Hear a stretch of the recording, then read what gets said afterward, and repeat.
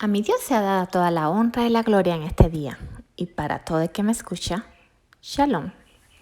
Hoy retomé esta pintura que le prometí hacer a una amiga mía y sé que la usaba para otros devocionales. En el último que la usé, les estuve hablando acerca de Pedro. Así que abajo en la descripción les voy a dejar el link para el que quiera escuchar ese video. Pero hoy me quiero enfocar en la barca y de pronto mirar un poquito más a los discípulos. Que aunque hoy no me va a dar tiempo a hablar de cada uno de ellos, quiero aprender un poquito más de ellos. Y de pronto usted y yo nos podemos identificar con algunos de ellos. ¿Y para qué hago esto? Bueno, porque podemos aprender de los errores de los discípulos, de sus victorias y, en fin, podemos aprender de ellos. Antes de comenzar, quiero que te hagas esta pregunta. ¿Por qué Jesús escogería a estos hombres? ¿Por qué 12? ¿Qué pasaría en esa barca? Antes de comenzar, quiero recalcar el significado de la palabra discípulo, que no es otra cosa que alumno. En este caso, ellos eran alumnos de Jesús. Y no se imaginen un alumno como los alumnos de hoy, que van a la escuela, aprenden una materia y ni siquiera conocen al maestro. No. Estos discípulos se convirtieron 3 años, estuvieron viviendo con Jesús. A donde quiera que iba Jesús, ahí estaban con él. Comían, dormían, en fin, pasaron tiempo con Jesús. Ellos tuvieron una relación con Jesús tal así como de pronto un noviazgo, un matrimonio, más o menos para darles una idea. O sea, lo conocían. Volviendo a la pregunta inicial, ¿por qué Jesús escogería a estos hombres? Bueno, sería porque de pronto eran perfectos, eran sabios, eran inteligentes, tendrían dinero, educación. Tal vez era porque eran muy santos. Bueno, te digo lo que creo yo, según lo que he visto en las escrituras. Yo creo que Jesús los escogió no solamente por las virtudes y defectos que tenían, sino porque eran personas enseñables. Eran personas que cada uno de ellos fueron transformados a medida que fueron caminando con Jesús. Un alumno se deja enseñar. Creo que ahí está la clave. Lo opuesto de esto es aquellas personas que cuando se creen que lo saben todo, se endurecen y creen que ya no pueden aprender más nada porque nada pueden aprender de más nadie y no pueden aprender. Lo opuesto a esto son los niños. Es por eso que Jesús decía que el reino de los cielos sería lleno como de los niños. Es por eso que también Jesús le decía a Nicodemo que para ganar el reino de los cielos tenía que volver a nacer de nuevo, volver a empezar desde el principio. ¿Y cómo somos cuando somos niños? Inocentes, somos francos, nos gusta aprender, somos como esponja, todo se les pega. No solamente aprenden lo que se les dice, sino lo que ven hacer, o sea, modelan. Y los discípulos tenían que modelar a Jesús. Pero veamos qué pasa en esta historia antes de profundizar un poquito en los discípulos. Para eso les quiero leer la historia que se encuentra en Mateo 14, del 22 al 33. Esto también se encuentra en otros de los evangelios, en el de Marcos y en el de Juan, pero yo les voy a leer Mateo. Bueno, les voy a decir con mis palabras. Y cuando se la lean pueden empezar desde el versículo 13 para que vean otra enseñanza tan linda que hay ahí. Y resulta que Jesús se había retirado en una barca y muchas personas lo siguieron. Y Jesús, sintiendo pena por ellos, dice que los sanaba a los enfermos. Pero que cuando empezó a anochecer, los discípulos dice que se acercaron a Jesús y le dijeron: Señor, despídelos. O sea, estamos en una zona árida, no hay comida y tienen hambre. Recuerden que habían como 5,000 hombres, sin contar mujeres y niños. Quiere decir que de pronto en total habrían unos 10,000, tal vez 15,000 personas. Nadie sabe. ¿Y saben cuál fue la respuesta de Jesús? Se la pueden leer en el versículo 16. Y él les dice: no tienen que irse, denle de comer. ¿Qué? pareciera algo loco. ¿Acaso los discípulos no le habían acabado de decir que estaban en una zona desértica? No estaban frente a un restaurante. Y no solamente eso, ¿te imaginas darle comida a tantas personas? ¿Cuánto costaría? ¿Acaso Jesús no había visto la cantidad de personas que eran? Pero Jesús lo hace para darle una enseñanza y para darnos una enseñanza a nosotros. Él no te va a pedir más de lo que tú tengas. Él te va a pedir, empieza con lo que tú tienes y deja que yo haga la diferencia. Y como le he dicho en otros devocionales, Jesús levanta las manos al cielo con los peces y los panes, los bendice, le da gracia a Dios y los multiplica. Pero necesitó ese pequeño esfuerzo humano. Hay veces que en la vida nosotros nos ponemos limitaciones. Lo hablo por experiencia propia. De pronto decimos, no, a mí me da pena. No, yo no sé compartir. No, yo no sé orar. No, yo no sé darle la palabra. No, yo no tengo dinero para ayudar a esta persona. No, yo no puedo. ¿Cómo le voy a decir a esta otra persona? Ellos piensan algo diferente a mí. Créanme, todos nos ponemos limitaciones. Pero de pronto Jesús solamente te está pidiendo, salte de tu zona de confort. Solamente haz el pequeño esfuerzo humano. Deja que yo haga la diferencia. El hecho que nosotros le hablemos a alguien no quiere decir que la persona se va a convertir. Pero tú solamente hiciste la parte tuya. Lo demás, déjaselo a Dios. Hay veces que solamente lo que Jesús quiere que tú hagas es que le des un abrazo a alguien. O le prestes tus oídos para escuchar un problema. O le des amor a alguien. O saludo a alguien. Es solamente un pequeño esfuerzo humano. Lo demás lo hace Él. En el libro de Hechos hay una historia de Pedro que se encuentra con un paralítico y dice que él estaba pidiendo limosna. Y Pedro lo que le dice es, no tengo ni oro ni plata, pero de lo que tengo te doy. Pedro solamente oró por el paralítico y el paralítico se salvó. Hay veces que lo que tienes que hacer es solamente una oración. Pedro actuó con fe. Pero créanme, esa fe de Pedro no le nació ahí. Ya Pedro llevaba 3 años con el maestro. Primero, antes de hacer algo, hay veces que lo que tienes que hacer es la intención del corazón y conocer a tu maestro. Recuerda, como la viuda que tienes en casa. Y siguiendo con la historia que les contaba al principio.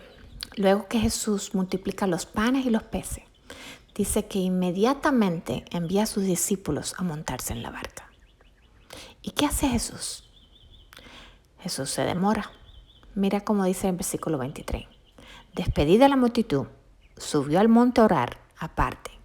Y cuando llegó la noche, estaba allí solo. Y ya la barca estaba en medio del mar, azotada por las olas, porque el viento era contrario. ¿Acaso Jesús no sintió los vientos en la orilla? Él bien pudo desde la orilla decirle a la tempestad, vientos, paren, obedezcan. Él lo había hecho otras veces. Pero en cambio se quedó más tiempo. ¿Y cómo lo sé? Bueno, en el versículo 25 dice que en la 4ª vigilia de la noche, Jesús vino a ellos andando sobre el mar. ¿Saben cuál es la 4ª vigilia? Entre las 3 y las 6 de la madrugada. Quiere decir que Jesús los dejó un tiempo en la barca, entre la tempestad. No porque fuera malo. Para nada, Jesús no hace eso. Hay veces, leyendo una parte de la Biblia decía que Dios probaba el corazón de las personas. Y no es porque Dios no sepa lo que hay en nuestros corazones. No, el probar nuestros corazones para que nosotros sepamos lo que hay en nuestros corazones. Es algo diferente. Hay veces que somos rápidos para pensar y rápidos para hablar. Y decimos, cuando vemos a otro haciendo algo así, decimos, no, esto yo no lo voy a hacer. No, aquello tampoco. Es por eso que a veces Jesús decía, primero sácate la viga de tu ojo antes de sacarle la pajita del ojo de tu hermano. Es porque Él conoce lo que hay en nuestros corazones. Él sí nos conoce, nosotros no. Pedro le decía a Jesús que nunca lo iba a negar. Y ya ves que lo negó 3 veces cuando la soga le llegó al cuello. Y siguiendo con la historia, ¿quiénes iban en la barca? ¿Se recuerdan?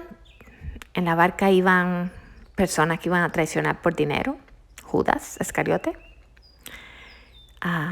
Quiere decir que a ese discípulo le interesaba más el dinero que las cosas de Jesús. Curiosamente, este discípulo fue el que habló cuando la mujer derramó el perfume y él dijo, con tantos pobres que hay en el mundo, mira cómo lo derrochan. El que lo oyera hablando pensaría que le interesaban mucho los pobres, pero en cambio él estaba interesado en el dinero. En esa barca también estaban otros discípulos aparentemente con una relación aún más cercana a Jesús, aquellos que decían que eran más amados. Me imagino otros celosos. Y no solamente me los imagino. En la Biblia hay una historia en Lucas 22, que creo que está a partir del versículo 24, que les habla de cómo los discípulos se peleaban entre ellos para saber quién era el más grande.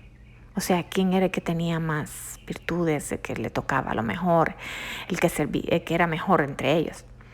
Y Jesús les tiene que hablar que el que se creyera mayor iba a ser el menor. Y que el que fuera el mayor era el que más le iba a tocar servir. En esa barca también estaba Pedro, que le había dicho a Jesús que él nunca lo iba a abandonar, que nunca lo iba a negar. Y el Señor sabía que antes que el gallo cantara, él iba a negarlo 3 veces. ¿Por qué? Por miedo. El miedo iba en esa barca. Y tal vez escuches esto y digas, no, yo no tengo nada de eso. Yo ni soy miedoso, yo sigo al Señor hasta la muerte. Hay veces que hay que tener cuidado con lo que se dice, porque hay personas que sí les ha costado la muerte el seguir a Cristo. Hay personas en otros países que han sido perseguidos por decir que son cristianos. Hay personas ahorita mismo que están perdiendo su vida por seguir a Cristo. Y te pregunto, ¿tú estarías dispuesto de verdad a perder tu vida o que te mataran un familiar tuyo delante de ti por Cristo? Pedro tuvo miedo y es de humanos tener miedos. También el Señor le preguntó, ¿me amas? Y él decía, sí, Señor, te amo. Y él decía, apacienta mis ovejas. Y volví a preguntar a Jesús, ¿me amas? Sí, Señor, te amo. Y por otra vez Jesús le volvió a decir, pues apacienta mis ovejas. 3 veces le preguntó a Jesús la misma pregunta, hasta que finalmente él entendió que si amas a Dios, tienes que amar a las personas. Y no solamente a las buenas, no, Jesús amaba a todos, a los malos también. Porque si amas solamente a los buenos, a aquellos que te hacen cosas buenas, dice que ¿acaso los gentiles, los que no conocen a Cristo, también no hacen lo mismo? ¿Qué diferencia habría? ¿Ya vas entendiendo qué es ser un discípulo? No es fácil ser un discípulo de Jesús. No es fácil aprender las cosas de Jesús. No es fácil amar al que te maltrató. No es fácil amar al que te habla de ti por las espaldas. No es fácil amar al que te abusó. No es fácil amar al que te traicionó. Pero Jesús tenía todo este tipo de personas en la barca. Y nos tiene también a nosotros en otra barca. Jesús decía, el buen pastor daría su vida por sus ovejas, refiriéndose a sí mismo. Y ahora te pregunto, ¿darías tu vida por tus ovejas? ¿Las apacientas? Si de verdad amas al Señor y no puedes amar a tu prójimo, ¿crees que amas a Dios? Es por eso que el Señor decía que de boca decíamos amarlo, pero que nuestros corazones estaban lejos de Él. Miren todo lo que iba en esa barca. Orgullos, envidias, celos, desprecios, engaños, traiciones. El yo mismo, el que yo quiero ser mejor. Peleas entre los discípulos. Los discípulos de pronto dijeron, wow, mira, yo soy mejor que esos 5,000 personas, yo fui escogido, yo soy discípulo de Dios, me voy a montar en la barca de privilegio. Y ahí en esa barca, en el medio de la tribulación, tuvieron que entender que en el medio de la barca cuando aquella barca iba a hundirse por los vientos contrarios. Tuvieron que tomar una decisión. O abandonaban la barca, o se peleaban entre ellos, o se ponían todos unidos a tratar de salvar la barca. En lo que ellos esperaban a Jesús, ellos tuvieron que hacer algo. Ellos tuvieron que alzar las velas, ellos tuvieron que hacer, no sé, lo que les tocara hacer para mantenerse a flote. Trabajar unidos. Y de pronto es ahí cuando Jesús dice, ok, ya están trabajando todos juntos. Ya se están moldeando. Ahora puedo aparecerme en él, caminando sobre las aguas. De pronto ya Jesús lo había visto que sus discípulos se habían puesto de acuerdo y todos estaban trabajando unidos. Y ahora te pregunto, ¿cuál es tu barca? ¿Es la iglesia? ¿Es un trabajo? ¿Es tu casa? Donde cada miembro en el medio de la tempestad tiene que decidir qué hacer. Si trabajar todos unidos o lanzarse de la barca. Satanás vino a matar, robar y destruir. ¿Y sabes lo primero que Satanás hace con las familias, con las iglesias, con los trabajos? Dividir. Sembrar la cizaña. Porque hay un lema por ahí que escuché una vez, no sé quién lo dijo y la verdad que no me gusta. Divide y vencerás. De pronto en esa tempestad Jesús está cerca, pero Él está esperando a que todos se pongan de acuerdo y empiecen a actuar como las manos y los pies de Cristo. Todos unidos, en la prueba, pero todos unidos, sin salirse de la barca. ¿Esto es fácil? Seguro que no. Es bien difícil en el medio de la tempestad estar unidos, porque hay veces que cuando estamos en el medio de la tempestad es cuando más necesitamos de la ayuda de Cristo, porque se salen los indios, las indias, los de Carabalí, los de no sé cuántas cosas más, pero las personas a veces en el medio de la tormenta se salen los yos escondidos. Pero es curioso que la única vez que yo veo en la Biblia que dice que Dios habla y dice vayamos y paremos lo que los hombres están haciendo, es cuando había unidad entre los hombres en la tierra que querían hacer la torre de Babel. Hay algo en la unidad que a Dios le encanta. Hay algo en la unidad que al enemigo no le gusta. Es por eso que él crea la cizaña. Pero Dios dice que nos mantengamos firmes. Porque si resistimos al diablo, él huirá de nosotros. Hay situaciones que van a pasar, que están fuera de nuestro control. No entendemos y no sabemos. Pero ahí en la barca, en el medio del problema, en el medio de la situación, puedes ponerte a gritar, a sacar lo peor de ti o lo mejor de ti. Ahí en la barca te das cuenta que no eres Dios y que solamente puedes cambiar algo, a ti mismo. No sé en qué barca estás montado ahorita mismo. No sé cuántos discípulos tengas a tu alrededor. Pero hay que trabajar todos unidos para que la barca no se hunda, para que Jesús aparezca. Solamente Él nos va a pedir que usemos lo que ya se nos dio. Él no te va a pedir más. Y cuando entiendes que todo tiene un propósito, tienes que buscarlo, encontrarlo y ser útil. De pronto tú vas a ser la respuesta de la oración de otro. Regresando a Israel, mi mamá se me enfermó y la tuve ingresada unos días. Y recuerdo que mi amiga Marta se me ofreció acompañarme a ir al hospital a verla.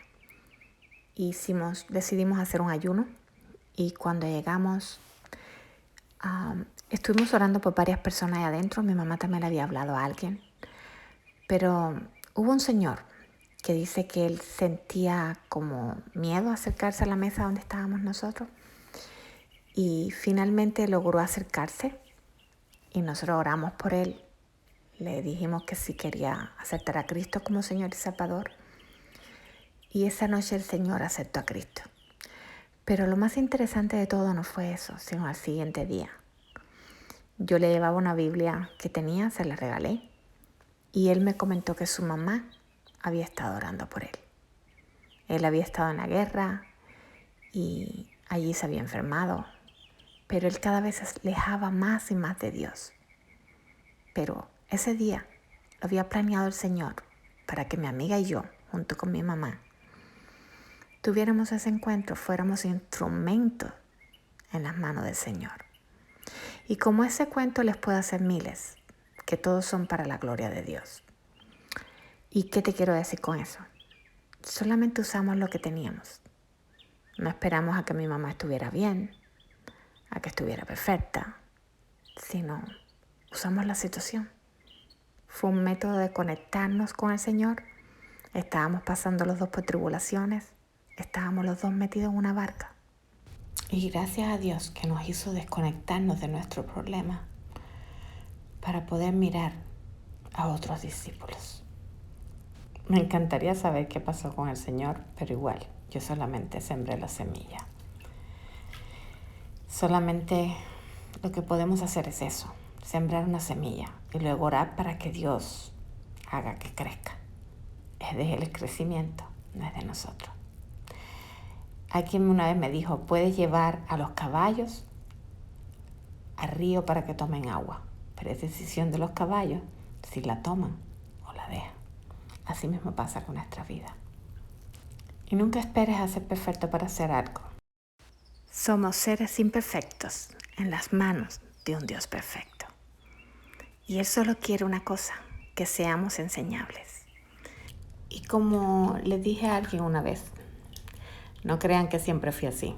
No, fueron años de transformación y día a día tengo que pedirle al Señor que me ayude, porque de lo contrario se me sale la imperfección. Y constantemente tengo que luchar con la carne, pero pidiéndole al Espíritu Santo que me ayude en la transformación. Para terminar como empecé, son 12 discípulos, es algo con el número 12 que a Dios le gusta. Fueron 12 las tribus de Israel, 12 las puertas de la ciudad amurallada, 12 tipos de piedras preciosas. En fin, en la Biblia se usa el número 12 muchas veces.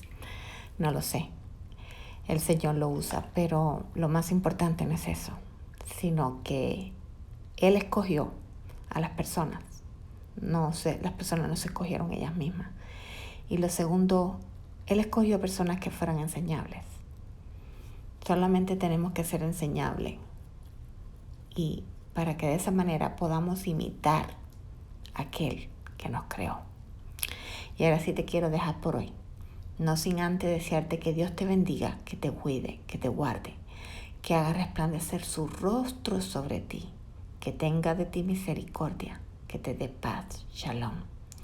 Y recuerda, la barca es solamente donde se transforma uno en lo que espera a que llegue el Señor a caminar sobre las aguas. Recuerda suscribirte al canal si aún no lo has hecho, dale click a la campanita. De esa manera, cada vez que subo un devocional nuevo te llegará. Y bueno, te dejo por hoy. Que Dios te bendiga.